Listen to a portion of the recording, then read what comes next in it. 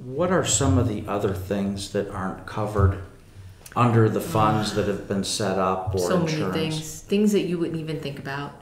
I mean, I talk to a lot of widows as well, and when they're in the worst time of their life, and some things that I hear that are very important is, and you wouldn't think about as a healthy person, if your spouse is sick, big thing is you want to always remain in the same bedroom. You always want to remain in the same bed with your wife or your husband. No one wants to have to worry about a hospital bed in the middle of the living room. That's a big thing. Right. And I find that that's a very big thing for our responders. You have to remember, all of our responders are heroes. Heroes don't get sick. Heroes wear capes, right?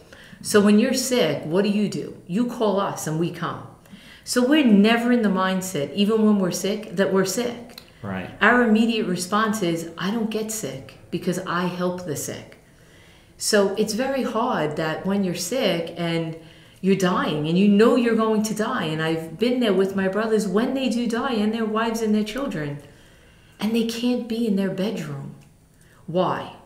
They can't be in their bedroom because they can't be in a comfortable bed, because the bed doesn't suit them depending on their medical needs. Right. They can't be in their bedroom because they can't get up the stairs because they don't have a stair chair. They can't get in their bedrooms because they don't have a wheelchair to wheel them around, to get to their bed, to get in a stair chair, to move them. A Hoyer lift. To move them from the wheelchair to the bed, because they don't have the care of an aide because it's not covered. Right. I mean, think about that moment. You're going to lose the person you love, and you simply can't do the thing that you've done for all these years from when you got married, is just be in bed. There's no way to imagine and comfort that person. You can't.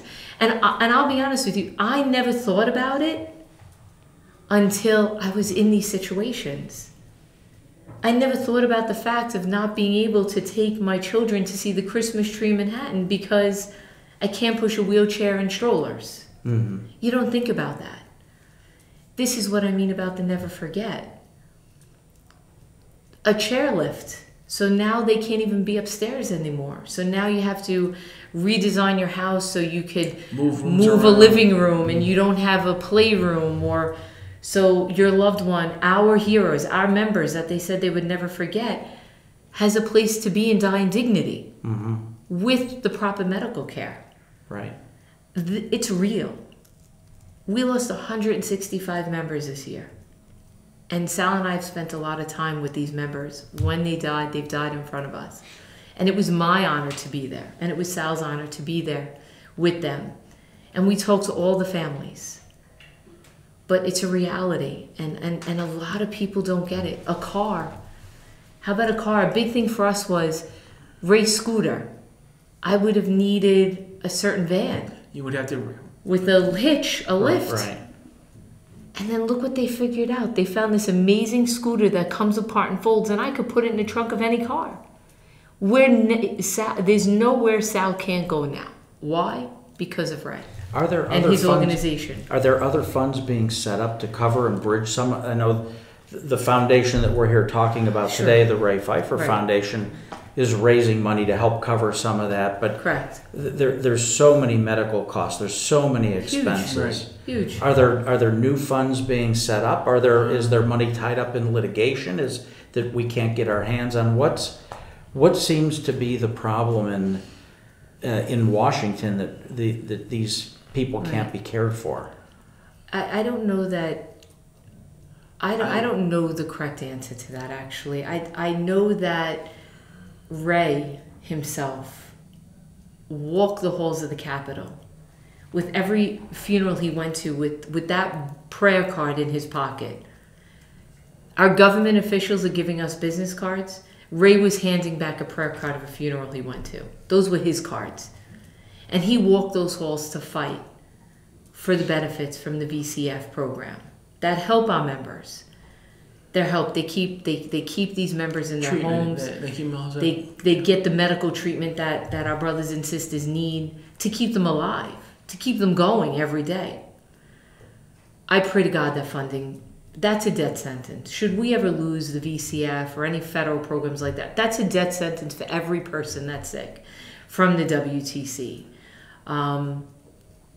When it comes to the Ray Pfeifer Foundation, though, there aren't organizations like it. There aren't many. There are some, but there aren't many like the Pfeifer organization, because these types of organizations are in our face. They're holding our hands when our loved ones are dying. They're there saying and giving us the hope, when we don't see hope like Ray did, giving us the smallest amount of hope to say it's going to be okay. You can't imagine the feeling unless you're there. You can't. It's not natural to understand that feeling. And Sal, where are you as you sit here today with your cancer journey? Well, stage 4 liver cancer. Right now it's being treated. The treatment is to keep the tumors from getting bigger or growing into other parts of my body. So there's no chemotherapy or no radiation that could put me in a position of remission. So I'm in a terminal status. So for now, it's just keep staying alive and making memories with my wife and my children, and doing what I can to help people and make other people's lives better. I'm trying to, whatever people gave me, I'm trying to pay back. That's my ultimate goal. So if someone needs something, I'll try to get them to talk to this guy so he can help them. And I'll do whatever Ray did. You know, I can't do as well as he did, but you know, if they need me to go down to Washington and campaign to keep things going, I'll do it. If they need, some people are having problems with the city and state, I'm willing to go and lobby to change legislation so that people who are at the event will be helped and not get turned down for funding and pensions and whatever else that could happen to them.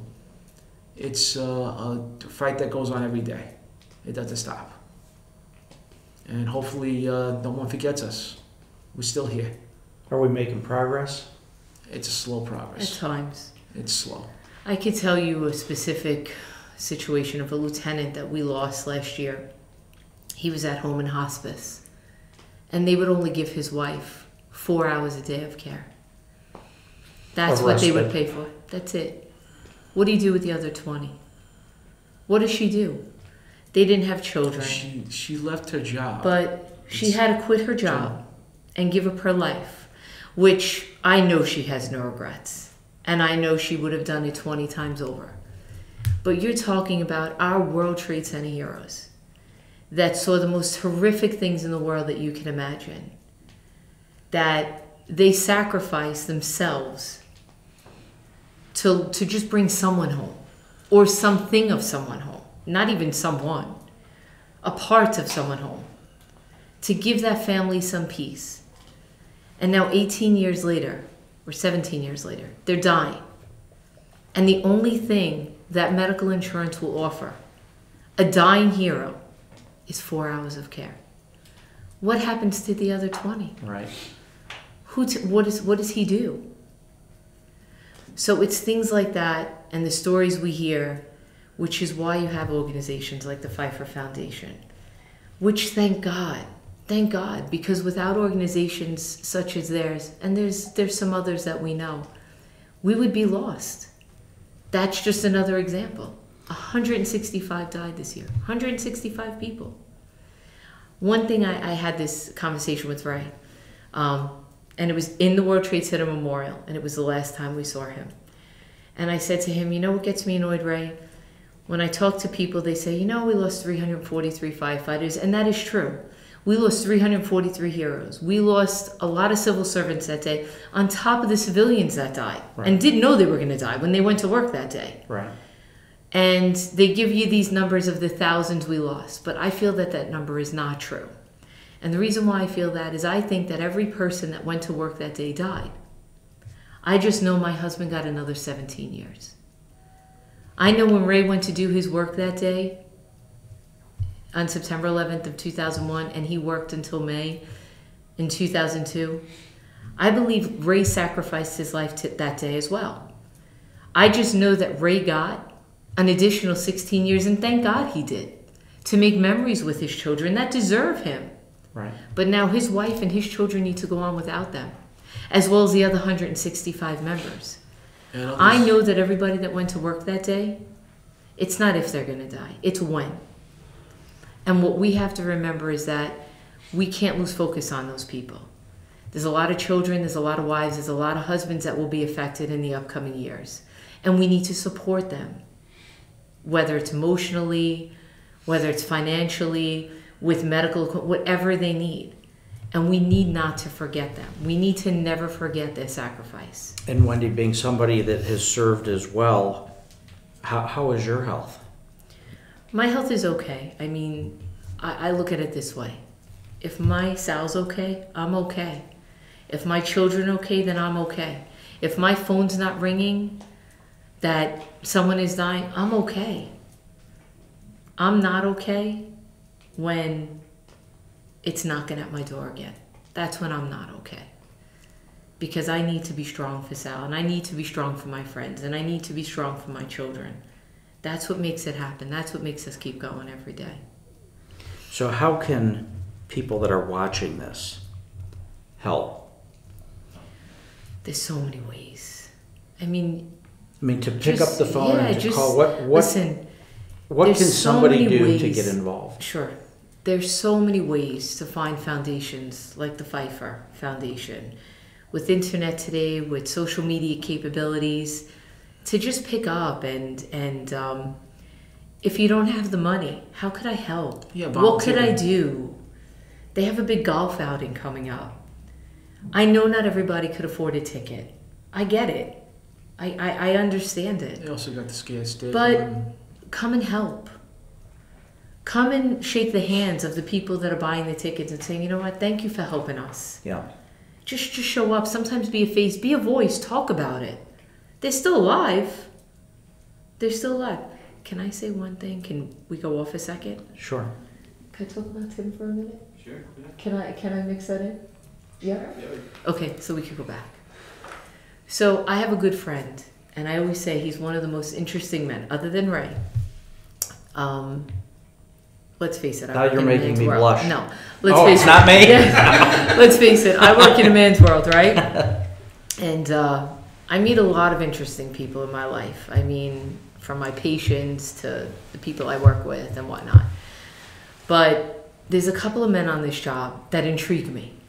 Now, obviously, you see, I can talk, but I just want to listen to them. I don't want to talk. And other than Ray, when we've been through this battle with Sal, I met such an interesting man, and I love to talk to him. And I really find him intriguing. And I never told him this, but he'll find out now. And his name is Tim Duffy. And what I've learned about Tim, it fascinates me. It fascinates me the way he thinks, where his heart is, and what he wants to do. Now, we're talking about a man that is not healthy. We're talking about a man that was a firefighter in September of 2001. September 11, 2001. We're talking about a man, from what I know, and I might need to be corrected, but when those towers fell, he put his bunker gear on and he got on a motorcycle. And he drove from his home on his motorcycle to Ground Zero. And he was in a cloud of dust with his motorcycle. So you talk about where were you and what did you do that day to help?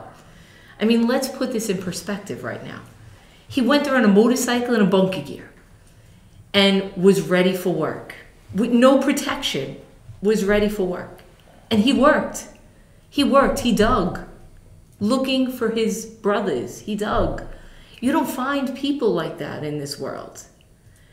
Now let's fast forward. Tim is now retired. And he's not healthy. But even as unhealthy as he is, he's got a mission. So he puts his health aside, like all these heroes do. Like Ray, they put their health aside because they're okay. Remember, the heroes, they don't get sick. And he's got this organization where it's simple. He's the dog whisperer. He goes and he finds a rescue dog. And he trains this rescue dog to be Sal's best friend. That's crazy. That's awesome. And he makes these dog therapy dogs for all of these heroes that have PTSD, that have medical conditions. And he takes not a dime. From what I know, and again, I might need to be corrected, these sorts of therapy dogs could cost tens of thousands of dollars, right? Yeah. They're purebreds, they're however dogs are, I don't know, but they're perfect dogs, and they're trained over such long periods of time, and all this money goes into them, and then they're given to people to use as companions. Well, you have this guy named Tim Duffy, who lives in New Jersey, a retired firefighter, goes and finds a rescue dog, probably doesn't have love, and he loves this dog. And then he hooks this dog up with one of our heroes, and he makes it his best friend. And he travels all over to get a little bit of money so he can make this person healthy and happy, whether they have PTSD, medical conditions. And I love to talk to him because think about where his heart is. Think about what he does. Like Ray. There's not many people in the world like Tim. The last conversation I had with Tim, he was in my living room because we have a crazy dog. He's training for Sal and my children. And he tells me he has 3 people, 3 fire department. I believe they're fire department people. But whether they're vets or fire, he's got 3 of them that are sick. I don't know what their illnesses are. Might be PTSD, but they're related to trauma and potentially WTC. And you know what he says? It broke my heart. I only have enough money for one of them, but I need 3 dogs. And again, the same mission like the Ray Pfeifer Foundation does, the same envision, the same goal. Everybody wants to get to the finish line. He wants to get to that same finish line just by helping. Yeah. So to me, these are heroes. Sal and I just want to be able to tell you about them so that they can go out and do, because Sal and I can't do it. We don't know how to do it. But I can tell you how much I love these guys and how I see them helping, hands-on. When you look at a guy and he's going to die, like Ray did, and when Ray could say to that wife or that husband or the children, listen, I know how much pain you're in, but we're here for you and we're going to give you hope. You don't get things like that in this world. You don't get that gift. Ray's given that gift. Tim Duffy, they're giving that gift. They're giving that gift to people like us. It's right over there. It's the scooter, it's the dog. It's the scooter. Whatever it takes to help the person make their quality of life better. Whatever it takes. Whatever it takes. That's what Ray did for us. Well, Sal, Wendi, thank you for joining me. Thank you for having You're us. true heroes. Thank you. Thank you. Thank you.